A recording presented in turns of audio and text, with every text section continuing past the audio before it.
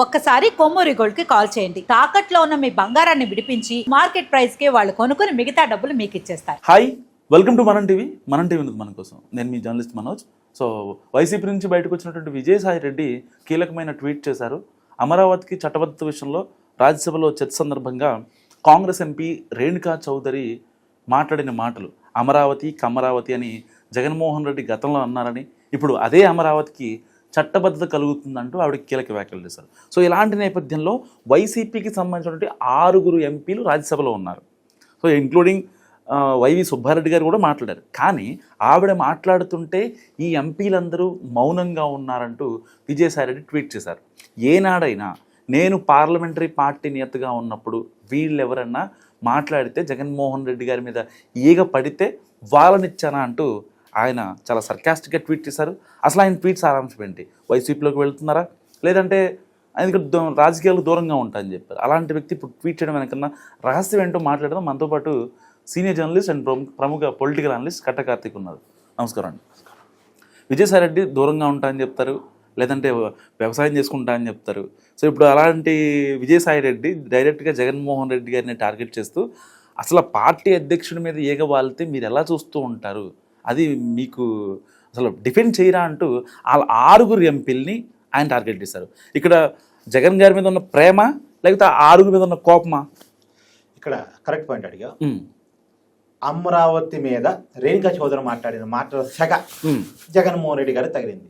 ఆ సెగ తగలకుండా అడ్డుకోలేకపోయారేంటి అనేది విజయసాయి రెడ్డికి ఉన్న బాధ. ఎగ్జాక్ట్లీ. రేణుకా చౌదరి చాలా గట్టిగా మాట్లాడారు. పెట్టరా పేరు అమరావతి, పిలవరా పేరు కమరావతి అని చెప్పేసి ఆమె మాట్లాడారు. యాక్చువల్గా ఆ డైలాగ్ ఉన్న కారణం ఏంటంటే, అంటే ఆ డైలాగ్ ఉన్న నేపథ్యం ఏంటంటే, ఒకప్పుడు జగన్మోహన్ రెడ్డి గారు అమరావతి అనేది కమ్మోళ్ళు ఎక్కువగా ఉండే ప్రాంతం, అది కమ్మ వాళ్ళ కోసం కట్టుకుంటున్న రాజధాని అని ముఖ్యమంత్రి పొజిషన్ ఉండి కులం గురించి మాట్లాడారు. నిజానికి కమ్మ వాళ్ళు మాత్రమే అక్కడ లేరు, అక్కడ రెడ్డిస్ చాలా పెద్ద ఎత్తున ఉన్నారు. అంతకంటే ఎక్కువగా అసలు ఎక్కువ సామాజిక వర్గం అక్కడ దళితులు. అక్కడ దళిత రిజర్వ్డ్ కూడా, తాడికొండ నియోజకవర్గం దళిత రిజర్వ్డ్ కూడా. అప్పుడు YCP MLA Undavalli Sridevi reservation సీట్లో నించొని గెలిచాడు, ఆవిడ గెలిచారు. సో కాబట్టి అది దళిత రిజర్వ్డ్ అంటేనే చాలా క్లియర్గా అది దళితులు ఎక్కువగా ఉన్నటువంటి నియోజకవర్గం మనం అర్థం చేసుకోగలగాలి. కానీ జగన్మోహన్ రెడ్డి గారు దానికి కమ్మ వాళ్ళ రాజధాని అన్నట్టుగా పేరు పెట్టి వైసీపీ కమరావతి అని ఆ ప్రచారం చేసింది. దానికి కౌంటర్గా రేణుకా చౌదరి గారు అప్పుడు అమరావతి రైతుల ఉద్యమం జరుగుతున్నప్పుడు వాళ్ళకి సంఘీభావం చెప్పడానికి వెళ్ళి, పెట్టరా పేరు అమరావతి, అంటే అమరావతి అనేది దేవుడి పేరు, అది యాక్చువల్గా దేవతల రాజధాని అనేటువంటి దానికి ఉన్న బ్రాండింగ్. సో ఆ పేరు ఉచ్చరిస్తూ పిలవరా పేరు కమరావతి అని చెప్పేసి కొంత క్యాస్టేజ్ చూపించుకుంది. సరే, అదే ఆ చూపించినటువంటి దాన్ని ఇక్కడ పార్లమెంట్ కూడా గుర్తు చేసింది, రాజ్యసభలో కూడా గుర్తు చేసింది. ఆ రోజే నేను చెప్పాను జగన్మోహన్ రెడ్డి ఉద్దేశించి అని చెప్పేసి గుర్తు చేసింది. నిజానికి ఆ మాట రాజ్యసభలో చెప్పకుండా ఉండాల్సింది. మరి ఆ మాట చెప్తున్నప్పుడు వైసీపీ రాజ్యసభ సభ్యులు ఎవరు అడ్డుకోలేకపోయారేంటి అనేది విజయసాయి రెడ్డికి ఉన్నటువంటి క్వశ్చన్. నిజంగా అవకాశం వచ్చింది, వైసీపీ ఎంపీని ఆడుకునే అవకాశం వచ్చింది. ఈ క్వార్టర్ వల్లేగా బయటికి పోయా నేను, సరే ఆడుకుందాం ఒక ఆట అని చెప్పేసి. అందులో వైవి సుబ్బారెడ్డి విజయసాయి రెడ్డికి చాలా కోపం. ఎందుకంటే విజయసాయి రెడ్డి ఉత్తరాంధ్ర ఇన్ఛార్జిగా ఉన్నప్పుడు విజయసాయి రెడ్డిని పక్కన పెట్టి వైవి సుబ్బారెడ్డిని ఇన్ఛార్జిగా పెట్టాడు జగన్మోహన్ రెడ్డి. నన్ను తీసి ఆయన పెడతారా, అసలు ఆయన పర్ఫార్మెన్స్ ఏంది, నా పర్ఫార్మెన్స్ ఏంది అని ఇప్పుడు విజయసాయి రెడ్డి చూసారా, నేను ఉంటే అక్కడ వేరే ఉండేది సిచ్యువేషన్ అని వైసీపీ కార్యకర్తని కనెక్ట్ చేసుకోవడం కోసం వైసీపీ. మరి నిజానికి వైవి సుబ్బారెడ్డి ఏమో జగన్మోహన్ రెడ్డికి బాబాయ్, సొంత బాబాయ్. విజయసాయి రెడ్డి బాబాయ్ కాదు, ఇంకోటి కాదు.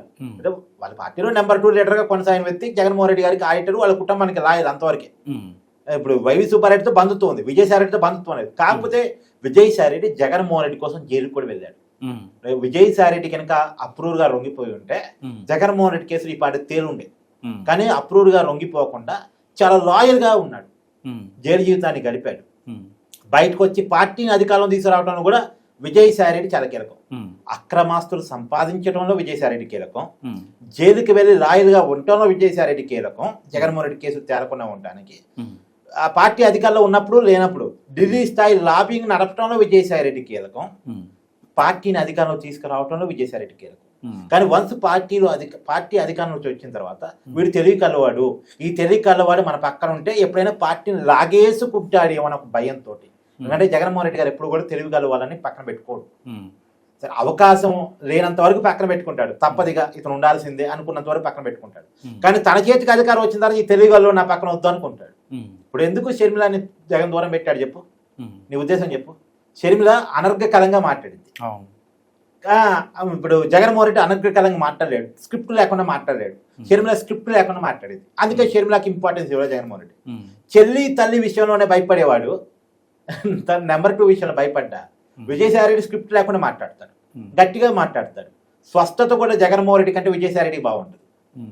సో క్లారిటీ ఉంటుంది, బ్రెయిన్ ఉన్నోడు, తెలివి ఉన్నోడు, ఈ ఆస్తిని ఎలా సంపాదించాలో తెలిసినవాడు, సంపాదించిన ఆస్తి మీద కేసు పడితే ఎలా రక్షించుకోవాలో తెలిసినవాడు. అందులోనూ జగన్మోహన్ రెడ్డి గారి గురించి గూడు పుటాని మొత్తం తెలిసినవాడు. ఎప్పటికైనా ప్రమాదం కూడా పక్కన పెట్టాడు. ఆ పక్కన పెట్టడం మన పార్టీ నుంచి బయటికి పోయే వరకు వచ్చింది. ఈ క్వార్టరీ వల్ల నేను బయటికి పోయాను అనేది ఇప్పుడు విజయసాయి రెడ్డి మీకున్న కోపం, ఆ కోపాన్ని చూపించుకునేటువంటి ప్రయత్నంలో ఇదంతా చేశాడు. ఇదే కాదు, మొన్న ప్రెస్ మీట్ చూసాము, లాస్ట్ టైం ప్రెస్ మీట్ కూడా అసలు టీడీపీ జనసేన అధికారంలో ఉన్నంత కాలం నువ్వు ఆ క్వార్టరీలో బతికినంత కాలం నువ్వు సీఎం కాలేవు అన్నాడు. ఇప్పుడు జనసేన టీడీపీని విడగొట్టే ప్లానింగ్స్ వాళ్ళు ఇవ్వలేరు నీకు, వాళ్ళు నీకు రక్షణ కాదు, నేను అధికారం తీసుకురాలేరు, వాళ్ళతో కలిసి ఉన్నంతకాలం నువ్వు అధికారం రావు అని తేల్చి చెప్పేశాడు. ఒకటి, జగన్ అధికారం రావాలంటే ఈ క్వార్టరీ ఉండొద్దు, రెండు, టీడీపీ జనసేన కలిసి ఉండొద్దు. ఇది విజయసాయి రెడ్డి ఫార్ములా. దాన్ని ఇప్పుడు కంటిన్యూటీ, ఇగో చూసావా నీ క్వార్టరీ ఎట్టుందో, కనీసం నీ మీద మాట పడితే నిన్ను రక్షించలేని పరిస్థితిలో ఉంది అనేది మళ్ళీ ఒకసారి చెప్పుకోవచ్చు. ఆయన లేని లోటు కనిపిస్తుంది అనుకోవచ్చు ఒక రకంగా.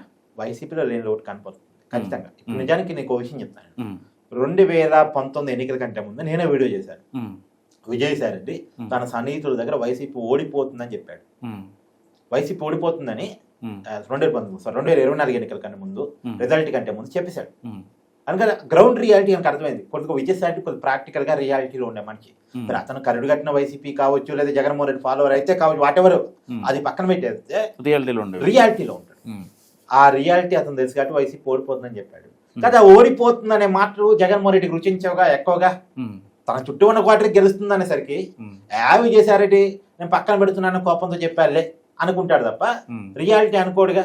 సో జగన్మోహన్ రెడ్డి అసలు ఆ మాట చెప్పే ఛాన్స్ కూడా ఇవ్వలే. వైనాట్ 175 అన్నాడు, 11 సీట్ల పరిమితి అయిపోయాడు.